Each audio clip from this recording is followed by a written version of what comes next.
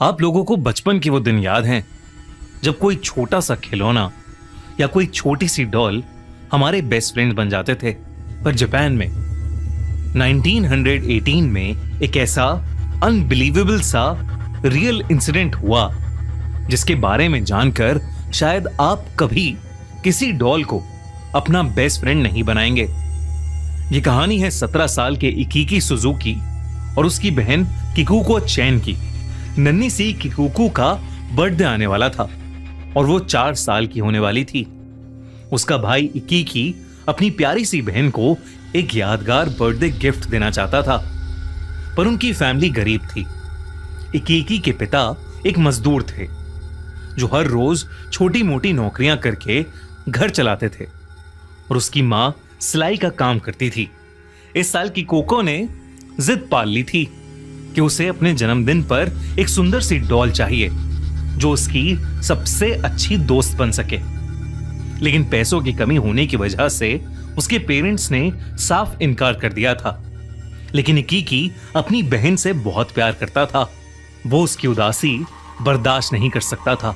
पूरे 1 महीने तक छोटे छोटे काम करके इकीकी ने पैसे इकट्ठे किए। वो बाजार में अपनी बहन के लिए एक सुंदर सी डॉल ढूंढ रहा था कि तभी एक शॉप की विंडो पर उसकी नजर एक ट्रेडिशनल जापानीज डॉल पर पड़ी। वो डॉल बाकी किसी डॉल से बिल्कुल अलग थी। उसके चेहरे पर एक अजीब सी शांति थी, लेकिन उसकी आंखें इतनी गहरी मानो वो सब देख रही हों।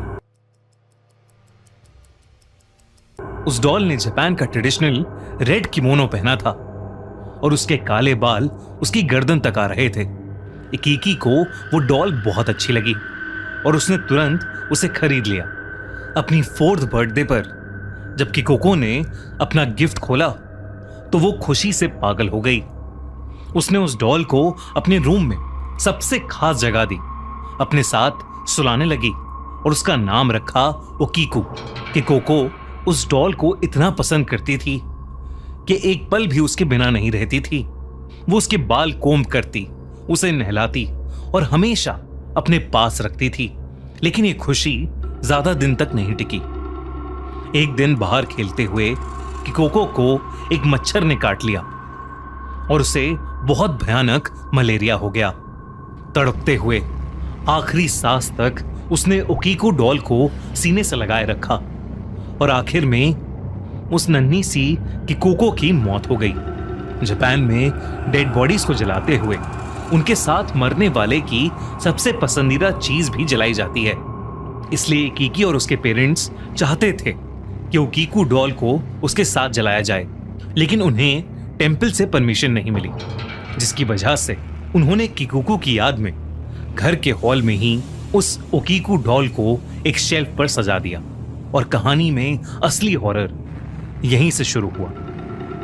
एक रात जब इकीकी सो रहा था तो उसे घर के हॉल से हल्की हल्की आवाजें आईं, जिससे उसकी नींद खुल गई। उसे ऐसा लगा कि जैसे वो किकोको की आवाज है, जैसे वो कुछ बोल रही है और धीरे से हंस रही है। इकीकी हॉल में गया पर वहां कोई नहीं था। उस रात के बाद ऐसा अक्सर होने लगा। इकीकी के पेरेंट्स को भी वो आवाजें आने लगी। एक दिन इकीकी काम करके अपने घर वापस आया तो उसने अपने रूम में देखा कि किकोको की सारी ड्राइंग्स बिखरी पड़ी हैं और ओकीको डॉल उन ड्राइंग्स के पास ही पड़ी है। किकोको के पेरेंट्स घर पर नहीं थे और खिड़कियां भी बंद थीं, इसलिए इकीकी को समझ ही नहीं आया कि यह कैसे हो गया। पर उस दिन ओकीको डॉल को वापस शेल्फ पर रखते वक्त इकीकी ने एक अजीब सी बात नोटिस की। उस डॉल के बाल जो उसकी गर्दन तक आते थे अब लंबे होकर उसके कंधे तक आ रहे थे। बल्कि पहले उस डॉल के बाल काले थे पर अब उनमें ह्यूमन हेयर की तरह ब्राउन शेड आ रहा था और वो एंड से स्प्लिट भी हो रहे थे। इकीकी ने जब ये बात अपने पेरेंट्स को बताई तो उन्हें लगा कि ये इकीकी का वहम है और इकीकी की मां ने उस डॉल के बाल काटकर वापस उसकी गर्दन तक कर दिए, जो कि शायद उनकी सबसे बड़ी गलती थी। बाल काटते ही सुजुकी फैमिली की जिंदगी नरक बन गई। उस रात जब इकीकी की मां सो रही थी तो तो उन्हें एक सपना आया कि कुकू उनके पास आकर रो रही थी क्योंकि उन्होंने उसकी डॉल के बाल काट दिए थे। और फिर अचानक ही कि कुकू का रोना गुस्से में बदल गया और उसका चेहरा उस ओकीकू डॉल में।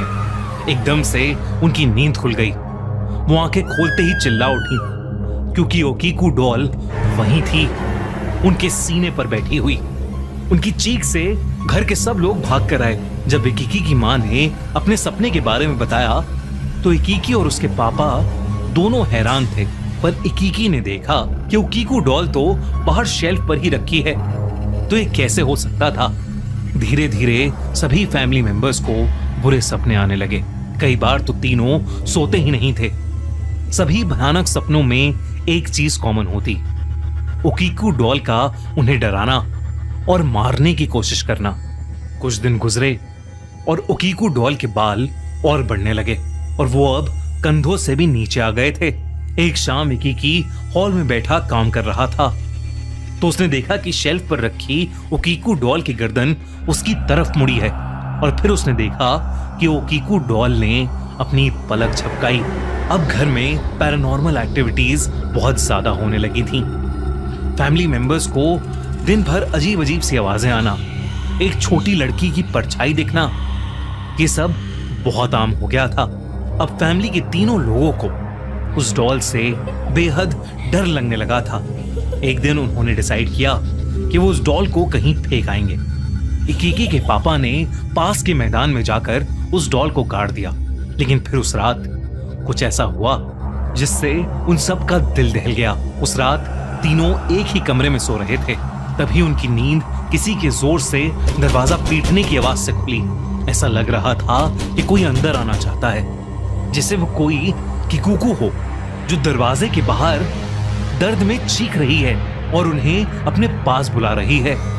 धीरे धीरे वो दरवाजा पीटने की आवाज इतनी तेज हो गई कि पूरा घर हिलने लगा, जैसे कोई अर्थक्वेक आया हो।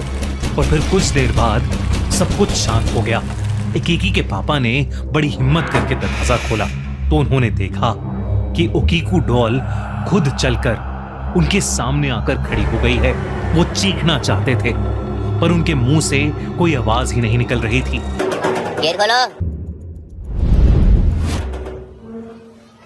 इकीकी ने देखा कि उस डॉल के लंबे बाल बढ़ते जा रहे हैं और उसके बालों की लड़ियां इकीकी के पापा की गर्दन से लिपट रही हैं और धीरे धीरे उनका गला घोट रही हैं। इकीकी और उसकी मां उन्हें छुड़ाने की कोशिश करने लगे लेकिन कुछ भी नहीं हो रहा था।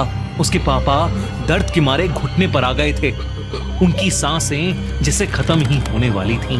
तभी इकीकी ने उस डॉल के सामने किकुको का नाम जोर से पुकारा और फिर अचानक ही वो डॉल एकदम से बेजान हो गई। उसके बालों की पकड़ छूट गई और इकीकी के पापा की सांस में सांस आई। उसके बाद से जब भी वो ओकीकू डॉल को फेंकने की क्या उससे छुटकारा पाने की कोशिश करते, वो वापस आ जाती। ये हॉरर 1-2 साल नहीं, उनकी फैमिली ने पूरे 20 साल तक सहा। जब भी हर साल किकुको की बर्थडे पास आती, पैरानॉर्मल एक्टिविटीज और ज्यादा बढ़ जाती। उन्होंने कई पंडित, कई मॉन्क्स को बुलाया, लेकिन जब भी कोई कोशिश करता, घर की हालत और ज्यादा खराब हो जाती थी। आखिर में हार के 20 साल बाद उन्होंने घर छोड़ने का प्लान किया और उस डॉल को जापान के मनांजी बुद्धिस्ट टेम्पल में सौंप दिया। टेम्पल के मॉन्क्स ने भी पूरी कहानी सुनने के बाद उस डॉल को क्लेंस करने की बहुत कोशिश की, पर उस कर्ज डॉल पर किसी चीज का असर नहीं हुआ।